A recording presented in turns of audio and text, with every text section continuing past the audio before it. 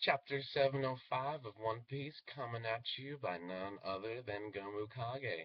Well, there's a lot that happened in this chapter, and I am very happy that Oda pulled through again.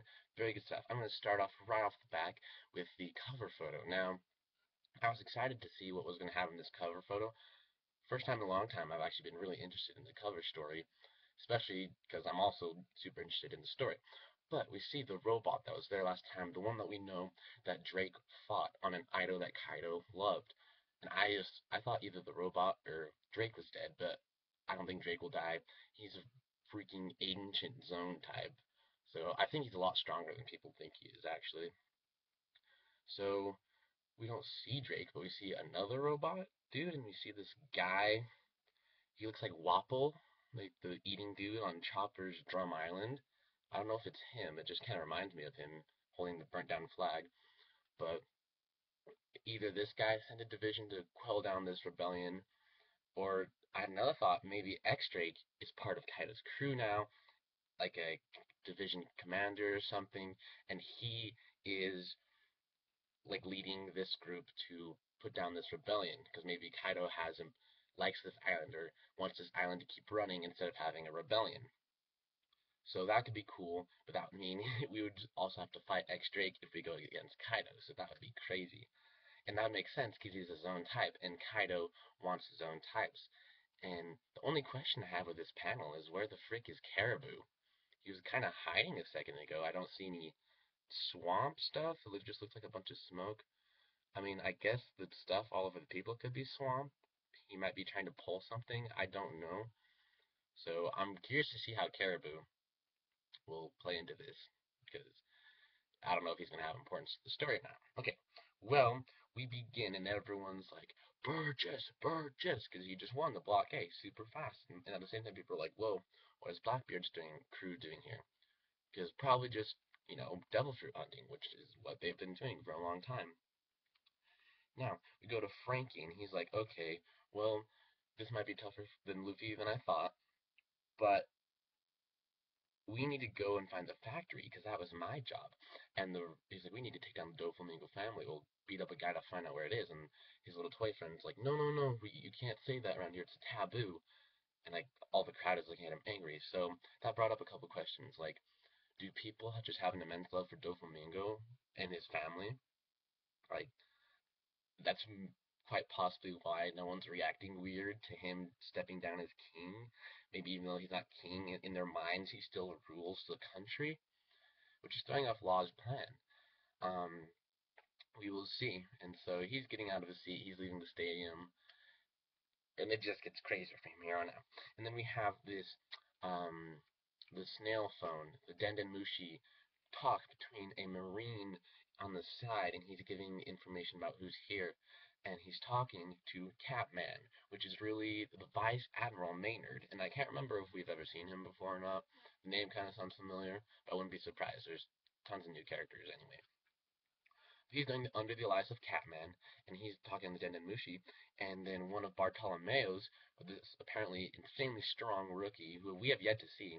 I think he's going to win Block B, by the way, but he has one of his crewmates, the missionary Gambia, the 67 million bounty. He comes up and he's questioning Catman. He's like, oh, is something shady going on? Oh, giving him a hard time.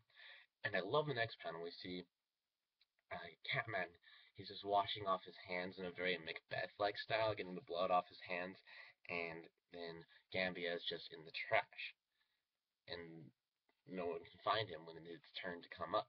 That is why. Um, okay, Fujitora, Fujitora, the Admiral. We know who he is. He is the blind swordsman, as predicted, with the money heading off to the thing. I guessed it right, and I didn't do the research, but I heard it from a bunch of people. He looked like a Japanese famous actor, following the trends of the other admirals. So we know that is very good.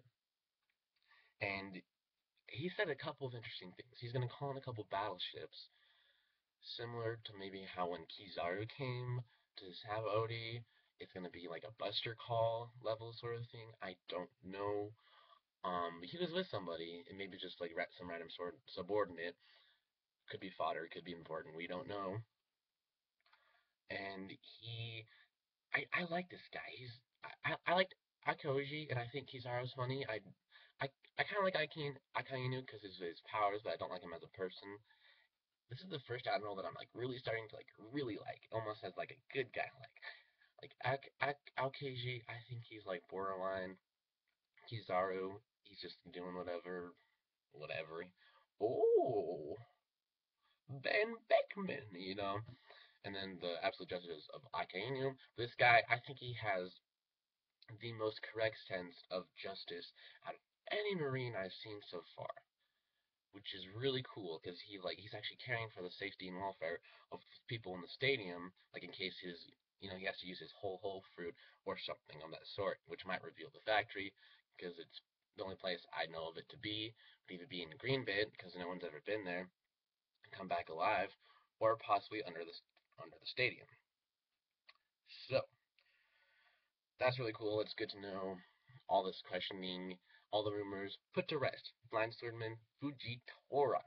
Now, Green Bit, we have the Caesar drop-off team. It was good to see them again because it's been quite a while. And he's rocking a mustache, and they're all cool. Caesar looks kind of crazy, but I think it was funny. And then they're talking to the bartender, and he says that, oh, you really want to go there? Are you researchers or something? Because no one ever goes there anymore because it's dangerous. There's all these go away, warning, danger signs up front, and because there people used to go there, but there are these horned fighting fish apparently that could take down the iron bridge, even though it's iron. So I don't know what's gonna happen. I'm sure Law's fruit could, well, his modified fruit, Opie, could take care of that ish pretty easily, unless they're like insane, like Sea King level. But who knows? And then I think the actual island, once you get there, is gonna have something more dangerous, or the factory will be located there, so you might have like guards or something. I think that would make sense why no one's come back. Or that, possible place where they're also holding Kanjuro. We'll see. There's just so much possibility with this right now. But, and then Robin starts to, like, hide, and Usopp's trying to get attention, and she's like, shh. We have a new Cypher Pole unit. Cypher Pole 0. Law recognized him. He was kind of like nervous. Caesar was nervous. Robin was nervous. Usopp and we didn't really know who the heck they were. But apparently, how Cypherpole 9, at least former with like Lucci in them, were the most dangerous and like kind of like undercover. They weren't official doing the dirty work. These guys are the smartest of the smartest. I don't know how strong they are, but it did say that nothing good happens when they're around. And they were wearing masks, similar to how we were introduced to Cypherpole 9. And that is really interesting because if it's Cypherpole 0, I thought it was just 1 through 9, but it says 0. They're probably pretty important. They're really strong, and they'll probably be a recurring theme.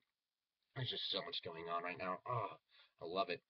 Um, Zoro. Zoro is chasing down his ferry, and he falls off a cliff. But what I don't know, well, a building, I don't understand is he fell off before the ferry did, because then the ferry comes down. I think he's invisible, possibly, and Zoro can just kind of tell him with hockey.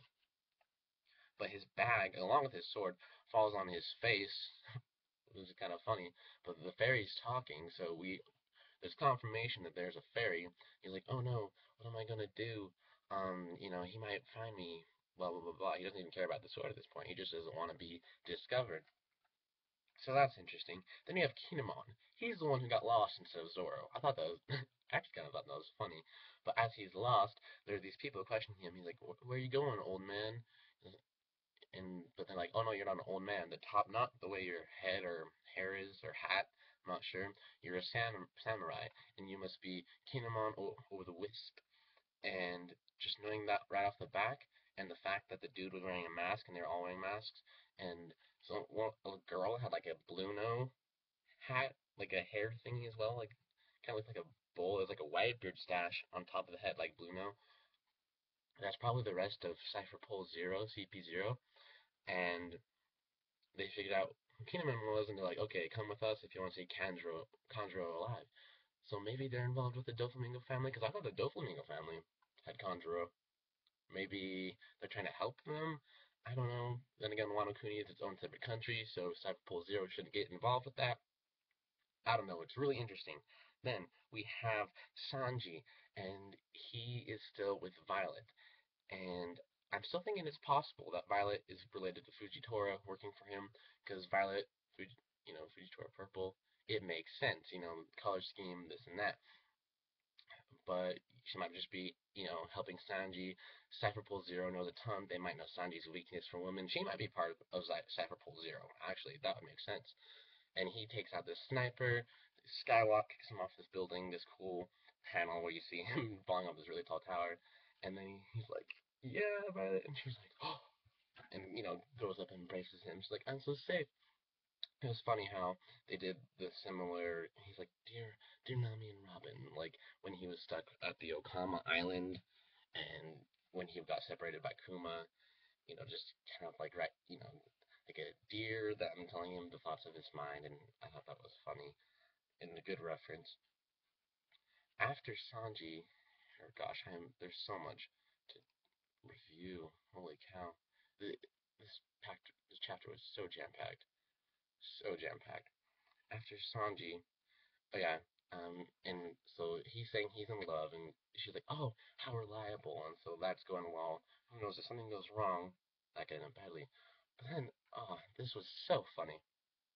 The crew back at the ship, it was good to see them, but they're playing kind of like as we as kids play like King Queen with like gestures and stuff, but they're doing like a shogun, like where Momonosuke is the shogun, which I'm assuming is like the highest position of a samurai in Wano Kuni.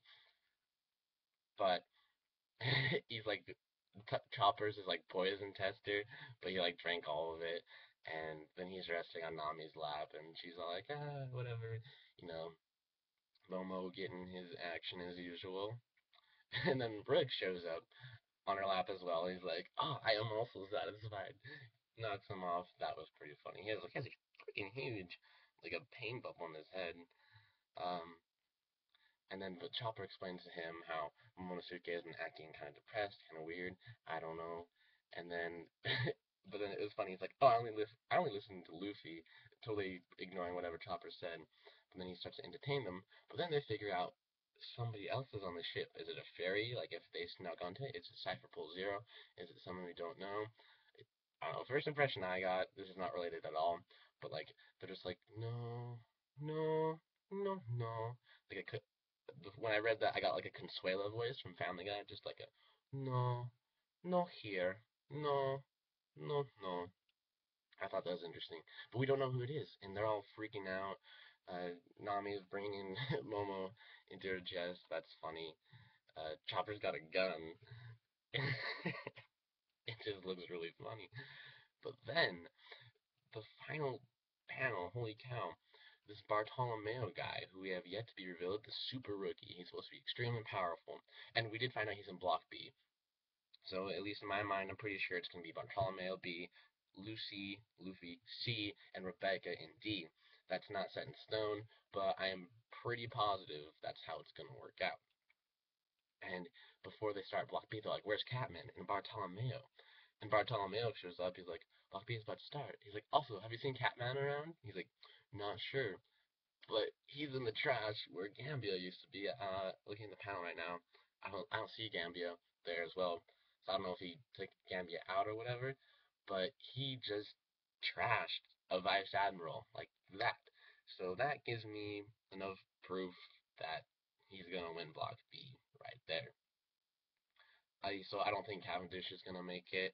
I think that's just like a funny reference to Fairy Tail, like the art style was obviously. I mean, I love all these obvious jabs, like the fairies, Lucy on the Mr. Store pack. It says happy on it.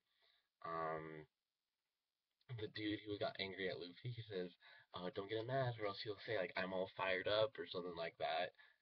All these references, they're so funny and they're so subtle. You have to look for them. But all in all, very good chapter. I can't wait to see what's in store coming. I really want to see the next chapter. But yeah, uh, any questions, comments, leave them below. Like it, subscribe for more stuff like this, and I'll see you later. Gomukage out.